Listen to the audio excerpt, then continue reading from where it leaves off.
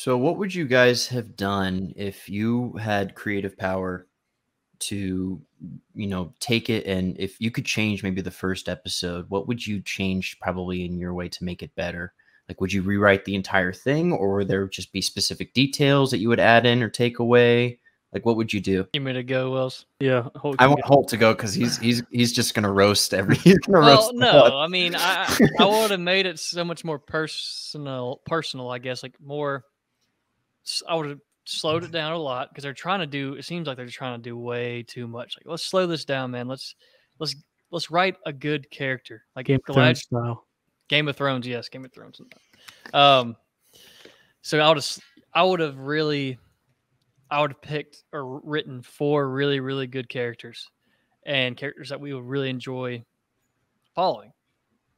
And I would have probably Galadriel's she's awesome, but the way they wrote her is she's almost insufferable because you agree that she's avenging her brother or whatever, but like she's just being a contrarian, it seems, she has no explanation of why. She does have explanation. She does talk to Elrond for a while, but I just don't feel like they've put these characters in situations to where I can resonate and side with them, So I probably would have put some more, like before it seemed like it was this huge decision on her not going to the Grey Havens was almost like a impulse decision, and they probably should have done that maybe 3rd, 4th episode. So slow, like that way it's there's more at stake.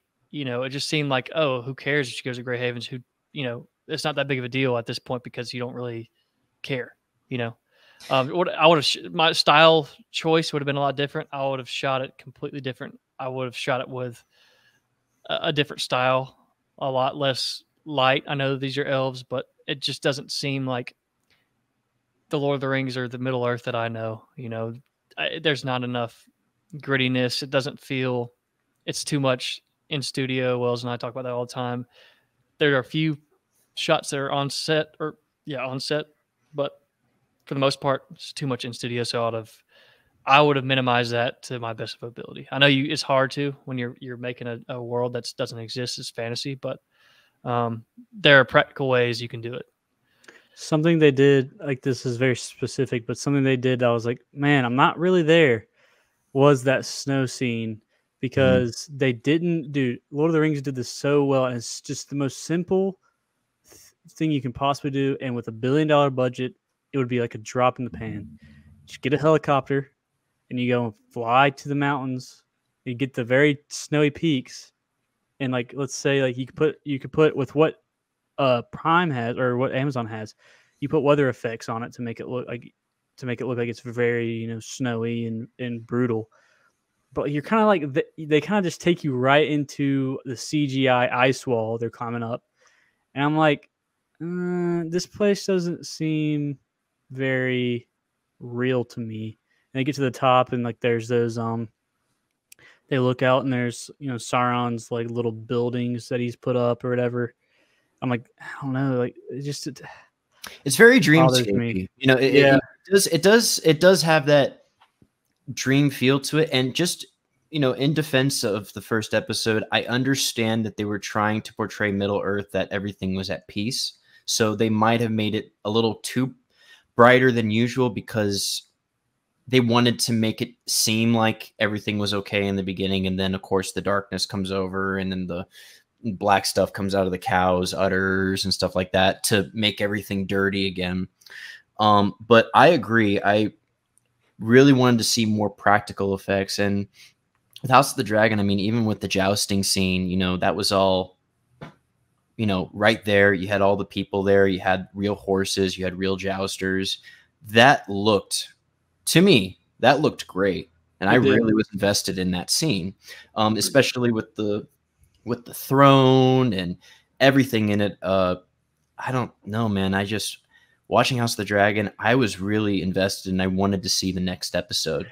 I agree with you with House of the Dragon. Every time they do anything with Game of Thrones, even if you've seen the latest episode, which you haven't, I don't know if you've seen the 3rd episode. No, not yet. They're going on a hunt, and you can see see what's it called?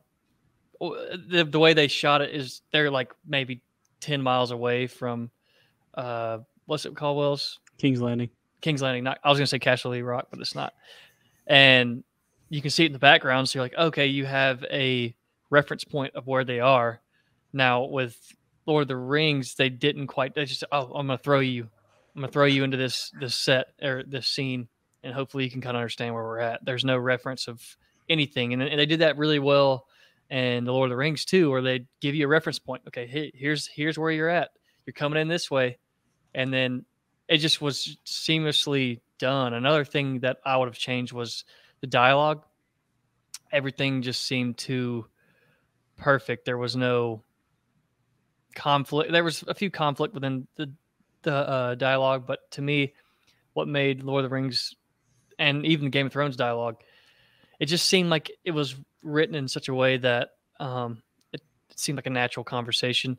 And it was a little more light with Lord of the Rings and even The Hobbit. It's like there's some jest, there's some, they joke around a little bit. But this has just seemed like a little too stoic. There's not enough fun happening. There's just, and you only yeah. Sorry. Go ahead. No. Go ahead. Go ahead. Hey, go ahead. Only but the only really civilization that I think they did a decent job with, and the accents are bad, like I can picture myself there, was Hardfoots, because you get kind of that valley, and they're in the bushes. I assume they're like in those kind of like small trees and bushes in the middle of that valley there. And I'm like, okay, I'm there. That works. What I didn't like about some of the stuff, and I suppose Khazad-dûm works as well, but some of the elven cities, I'm like, they do the wide shot of the city, boom, you're in the city. I would kind of like them to do like a wide shot and then like kind of like a medium shot into like kind of where they are in the city, and then go into those. That's like what you're supposed to do. You're supposed to do a super wide establishing shot, medium close up, and tight. Like that's just, and then kind of hop in and out from there. I mean, like it's a stylistic choice again, but I think that was just a lazy decision, honestly. But it's good for world building. It's really good for that. And so something that House of the Dragon, it does. I mean, Game of Thrones has always done this. Like when they're up in the Red Keep, like I know exactly where they are. They're on top of that. They're at the very far edge of King's Landing on the cliff. The tall building. You can picture them like where they are, in the when they go into like the slums in the Flea Bottom, in Game of Thrones. They don't do it in House of the Dragon yet, but man, I can just picture where they are in the city right now, and it just really helps my imagination. And something that also Game of Thrones gets helped by is they film actual cities, or at least King's Landing is an actual city, other than the Red Keep and stuff like that. But that city's real. It's in Europe, and a lot of the stuff they film is in Europe and Spain and England and stuff like that. But that really helps them out. And it's just like Lord of the Rings. I'm looking at a really cool city, but the city's completely CGI. And with elven architecture, you're not gonna be able to find a city that looks like that. But with like human cities, maybe. But you can still have sets that are familiar, like because what they do and Lord of the Rings, like you go to Hobbiton or whatever. Yeah, I know that's a real place, but like there's sets that you can familiarize yourself with and feel comfortable in. Like, especially in Game of Thrones, they do this a lot. Like you said, they're at the Red Keep, but they shoot a lot of scenes at the Iron Throne or wherever. So like you're like, okay, I know where I'm at. I like. It's just, it does help your imagination a lot. I like how you said that, because you don't realize when movies are doing it. You just know when they're not doing it.